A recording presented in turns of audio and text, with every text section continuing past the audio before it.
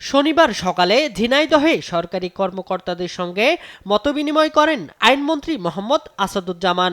বলেন, নারী ও শিশু হত্যা ও ধর্ষণকারীদের বিরুদ্ধে কঠোর ব্যবস্থা নেওয়া হবে।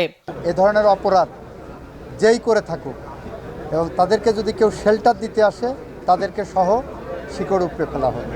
সিলেটে সরকারি কর্মকর্তাদের সঙ্গে মতবিনিময় সভায় বাণিজ্যমন্ত্রী খন্দকার আব্দুল মুক্তাদির বলেন, রপ্তানি বাজার সম্প্রসারণে কাজ করছে সরকার। ভবিষ্যৎ হোক নিরাপদ, বিনিয়োগ হোক বিশ্বস্ত, আর আমার পছন্দ সল্ট বে। ওয়েলকাম টু সল্ট বে। জেলা প্রশাসনগুলির নজরদারিতে এবং ভোক্তা অধিকার পরিষদের উদ্যোগে মূল্য তদারকির কার্যক্রম চলছে, নজরদারি চলছে। পানি সম্পদ মন্ত্রী শহীদুদ্দিন চৌধুরী অ্যানি বলেন, আগামী বর্ষার আগেই হবে খাল খনন। রাজশাহীতে ভূমিমন্ত্রী মিজানুর রহমান মিনু বলেন, মন্ত্রণালয়ে অতীতে যারা দুর্নীতির সঙ্গে জড়িত ছিল তাদের বিচার নিশ্চিত করা হবে।